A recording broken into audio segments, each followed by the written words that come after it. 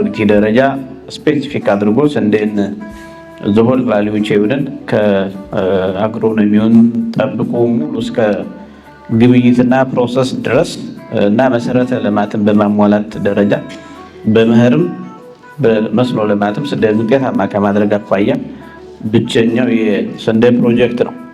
እንዲህ አይነት በተለይ ስራዎች በኢኒሼቲቭ መልክ ነጥለህ ስትሰራቸው ኮሞዲቲ ስፔሲፊክ አድርገህ ስትሰራቸው ውጤታማ መሆን ይችላሉ። በክልላችን የባለፉት ዓመታቶች ልምምድ እንደ ሀገርም እንደ መንግስትም ያሉት በተለይ በኢኒሼቲቭ እና በፕሮጀክት ይዘን የምንሰራቸው ስራዎች በጣም ውጤታማ ናቸው። ከዛ አኳያ ስንዴ ላይ በተለይ አማራ ክልል በመኸርም በመስኖም ከ1.2 ሚሊዮን ሄክታር አካባቢ ሽፋን ይይዛል። ወደ 982 ሺህ አካባቢ በመኸር እንሸፍናለን። በመስኖ ደግሞ 208-209 ሺህ።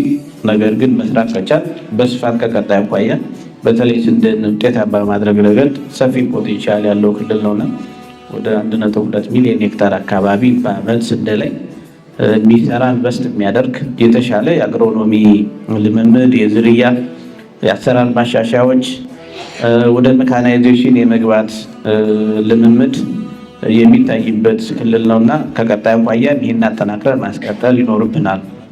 ስለዚህ ይህንን ስራ ስንሰራ በተመረጡ 7 ዞኖች ወደ 4 ወረዳዎች በተለይ የስንዴ ፖቴንሻል በስፋት የሚታይባቸውን አካባቢዎች ስራ ለመስራት ጥረት እያደረግን ነው። ከስንዴ አኳያ እስካሁን የምንጠቀምባቸው ዝርያዎች ይኖሩናል። ከዛ ውጭ ደግሞ በምርምር ወጥተው ሸልፍ ላይ የነበሩትን በዚህ ዓመት በአብዛኛው ወረዳ በዲሞንስትሬሽን እየሰራን የማላመድ ስራ እየሰራን ቀጣይ የዘር አማራጮች የሚቀጥሉት ዓመታቶች እያንዳንዱ ወረዳ ዞን እንዲኖረው ከማድረግ አኳያ በተለይ የዚህ ዓመት ኢብን አሲዳማን የሚቋቋም ዝርያ ጭምር ከስንዴ አኳያ እያወጣን ቀጣይ የስንዴ ልማታችንን በስፋት ከመተግበር አኳያ ሰፊ እንቅስቃሴ እያደረገ ያለ ክልል ነው። ፕሮጀክቱን በዚህ ልክ እየደገፈን ከዛ አኳያ አንዱ በተለይ በመስኖ ስራ ሰፊ ስራ ከመስራት አኳያ የመስኖ መሰረተ ልማት በጣም ወሳኝ ነው። አማራ ክልል ላይ በሚቀጥሉት ዓመታቶች የመሬትም የምርትም ለውጥ ማምጣት የምንችለው መስኖ ላይ የምንሰራው ስራ ነው። መስኖ ላይ የምንሰራው ስራ ደግሞ የትልቅ መሰረተ ልማቶችን አድሰን የማስፋት በሙሉ አቅማቸው ወደ ስራ የማይገቡትን ደግሞ በመጠገን የመስኖ መሰረተ ልማትን በክልላችን በተሻለ መልኩ አሁን ፕሮጀክቱ ባለባቸው ወረዳዎች የውሃ ቀብ ያላቸውን ስራ እየሰራ ነው። ስለዚህ እንዲህ አይነት ስራ ሲሰራ በተለይ የአካባቢ ተጽዕኖ ግምገማ በጣም ወሳኝ ነው። ይህ ፕሮጀክት በ2023 በፈረንጆች ከኢትዮጵያ መንግስትና ከአፍሪካ ልማት ባንክ ጋር የፕሮቶኮል አግሪመንት ተፈራርሞ ወደ ስራ የገባ ነው። በአገር ደረጃ በ4 ክልሎች ስራ ይሰራል። አንደኛው ኦሮሚያ ነው፣ ወደ 38 ወረዳዎችን አቅፎ ይሰራል። ሁለተኛው አማራ ክልል ነው። በአማራ ክልል ወደ 24 ወረዳዎችን ተጠቃሚ ያደርጋል። ሶማሊያ ወደ 11 ወረዳዎችን ተጠቃሚ የሚያደርግ ፕሮጀክት ነው። እንደገና በአራተኛ ደረጃ አፋር ላይ ነው 3 ወረዳዎችን አቅፎ በአጠቃላይ እንደ ሀገር ወደ 76 ወረዳዎችን አቅፎ ስራ እየሰራ ያለ ፕሮጀክት ነው። ይሄ ፕሮጀክት ሲመጣ ያው ክፍተቶችን ለይቶ ያን ክፍተትን ለማጥበብና ለማገዝ ታስቦ የመጣ ፕሮጀክት ነው። ዋናው ዓላማ የስንዴ ምርትና ምርታማነትን በላቀ ደረጃ በማሳደግ የአነስተኛ አርሶ አደሮችን የኑሮ ሁኔታ በማሻሻል ገቢያቸው እንዲያድግ በማድረግ የሚሰራ ፕሮጀክት ነው። ይሄ ፕሮጀክት የእሴት ሰንሰለቱን ተከትሎ ነው የሚሰራው። ዋናው የስንዴን ምርት ከማሳደግ ጋር ተያይዞ በስንዴን ምርት ለማሳደግ የሚያስችሉ አክሮስ ቫልዩ ቼን የሚሰራ ከማምረት እስከ ገበያ ድረስ አስተሳስሮ የሚሰራ ፕሮጀክት ነው። ብዙ ስራዎችን ይሰራል።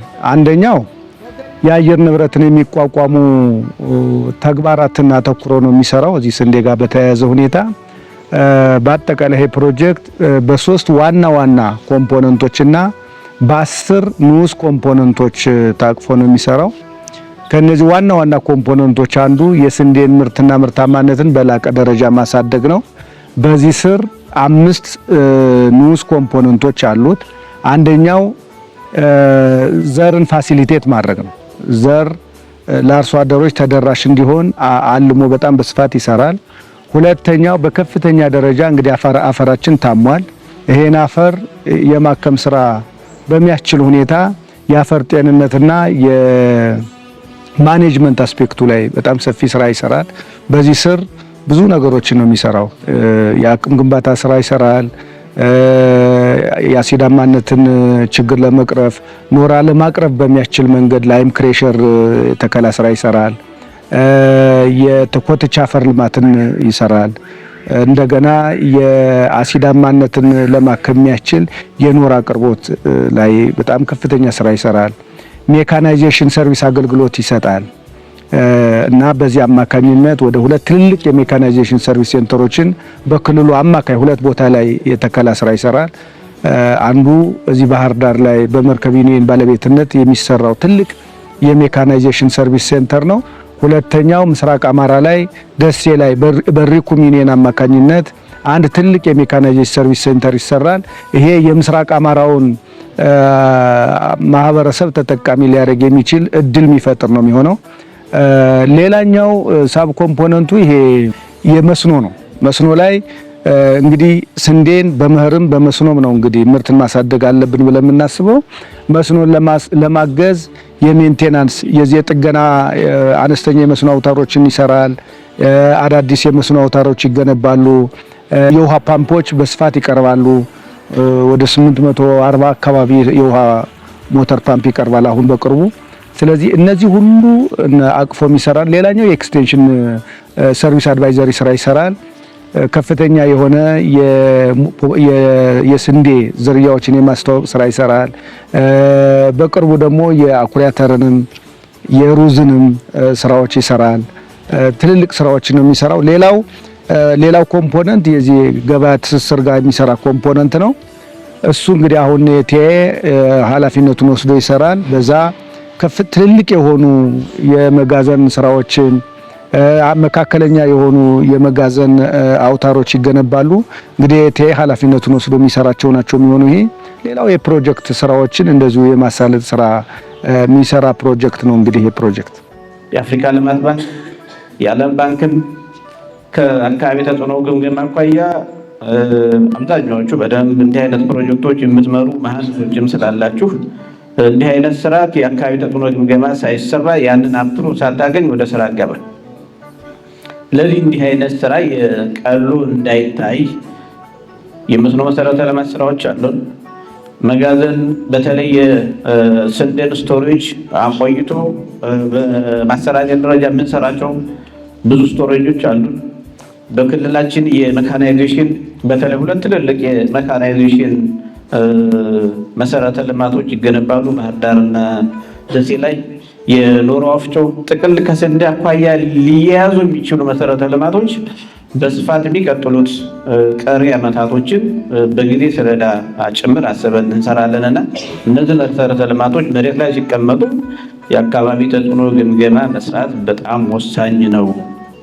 በዚህ ረገድ የክልላችን የአካባቢ ጥበቃ ባለስልጣንን በጣም እያገዘን፣ ፕሮጀክት ላይ ያሉ ባለሙያዎቻችሁን እያገዙን፣ ከምንም በላይ ደግሞ ወረዳዎች በፍጥነት ቦታ የመምረጥ እንዲህ አይነት ዶኩመንቶች ሲዘጋጁ በፍጥነት በማገዝ ረገድ ጥሩ ልምምድ እያዳበርን የመጣ ነው። እንደዚህ አይነት ስራዎችን ደግሞ በተደራጀ መልኩ ቁጭ ብለን የሚመለከተው አካል ብዙ ውይይት ሳናደርግ ጭምር የተሻለ ዶኩመንት እያዘጋጀን እያጸደቅን፣ አብዛኛዎቹ ፕሮጀክቶቻችን ጨረታ ላይ ናቸው።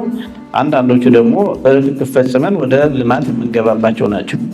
ስለዚህ አንደኛው በእንዲህ አይነት ሁኔታ ሆነን እንዲህ አይነት የአካባቢ ተጽዕኖ ግምገማ ሰርተን ክልላችን ላይ የሚሰሩ መሰረተ ልማቶች ሳይዘገዩ ወደ ስራ እንዲገቡ በማድረግ ረገድ ስለነበራችሁ የጥንቃቄ በመስራት ጥርት ያለ ዶኩመንት የማዘጋጀት የተመለሰ ዶኩመንት ይብን ያለን አይመስለኝም ከሰርተን። ስለዚህ እንዲህ አይነት ስራ ስለሰራችሁ አንዱን ለማመስገን ነው። ሁለተኛው ደግሞ በጥናቱ መሰረት መሬት ላይ ስራው ማረፍ አለበት። የሚወሰዱ ሚቲጌሽን ሜጀሮች ካሉ ተጽዕኖ ግምገማ ላይ ያስቀመጥናቸው እያንዳንዱ ፕሮጀክት ላይ እስከታች ድረስ ወርደው ስለሚታይ ከርዝመት ከቁመት በተለይ ግድብ ታውቃላችሁ እስከየት ድረስ ሊሄድ እንደሚችል። ስለዚህ መሬት ላይ ሲቀመጥ ደግሞ ያንን በትክክል እናስቀምጥ ታሳቢ ተደርጎ ተዘጋጀ መድረክ ነው። መሀንዲሶች አላችሁ፣ ኤክስቴንሽን ቡድን መሪዎች እና ባለሙያዎች አላችሁ። የሰብል በተለይ ከስንዴ ልማት አኳያ ያንን ውሃ በስፋት ከተሰራ በኋላ የመጠቀም የሚሰሩ መሰረተ ልማቶች በተለይ ከመጋዘን አኳያ ስንዴን ታሳቢ አድርገው የሚሰሩ ናቸው። የሜካናይዜሽን የአፈር እና ዝርያ ማስተዋወቆች ከስንዴ ጋር የሚያዙ ስለሆኑ ያንን አውቀን እንድንተገብር ስብጥር እንድንኖረው ተደርጎ ነው የተሰራውና በዚህ ረገድ እንትን ለማለት ነው። ሁለተኛው ፕሮጀክቶች በተለይ ከስርዓተ ጾታ አኳያ አይ ቲንክ 15-20% አካባቢ በእያንዳንዱ በምስራት ስራ ላይ እንዲህ አይነት ስራ ይፈለጋል። ስለዚህ ኢንክሉሲቭነስ በፕሮጀክት ረገድ በጣም ወሳኝ ነው። አንዳንዶቹ ስራዎቻችን ኢግኖር አድርገን የምንቀጥለው ስራ አይደለም። በእርግጠኝነት አንዳንዶቹ ስራዎች ደግሞ ፒውርሊ ከሴቶች ጋር የተያዙ ናቸው። የምንሰራቸው መስኖ መሰረተ ልማቶች በተሳትፎም ውስጥ በተለይ በሚሰሩ መሰረተ ልማቶች ውስጥ የመጠቀም ስራዎች ጭምር አሉበትና እያንዳንዷን ስራዎቻችን፣ ሪፖርቶቻችን፣ መረጃዎቻችን የስርዓተ ጾታን መሰረት ያደረጉ እንዲሆኑ ታሳቢ አድርጎ የተዘጋጀ መድረክ ነው። ይሄ ፕሮጀክት ሲገባ ያቀዳቸውን እቅዶች ለማሳለጥ ሰፊ የሆነ የአቅም ግንባታ ስልጠና እየሰጠን ያለው በዚህ በአካባቢና ማህበረሰብ ተጽዕኖ ግምገማ በስርዓተ ጾታ ብቻ ሳይሆን በዘር አቅርቦት ላይ፣ በዘር ጥራት መጠበቅ አካባቢ ላይ፣ በውሃ ማኔጅመንት ላይ፣ በአፈር ለምነት ላይ ሰፊ ስራ ነው ስልጠና ነው የሚሰጠው።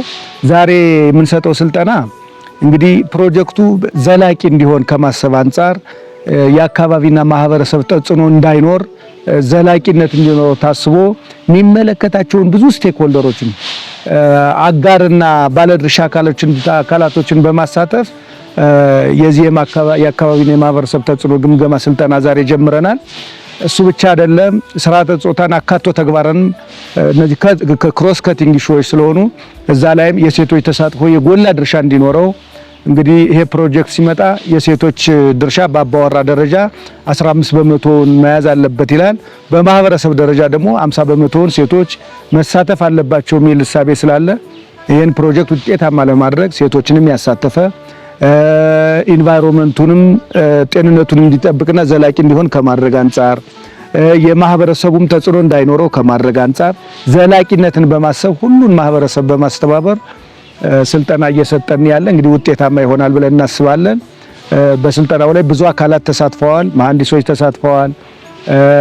የአካባቢ ጥበቃ ባለሙያዎች ተሳትፈዋል። የቀበሌ ባለሙያዎች ተሳትፈዋል። እንደገና በክልል ደረጃ ያሉ ከፍተኛ ባለሙያዎች ይሄን የሚመለከታቸው ተሳትፈዋል።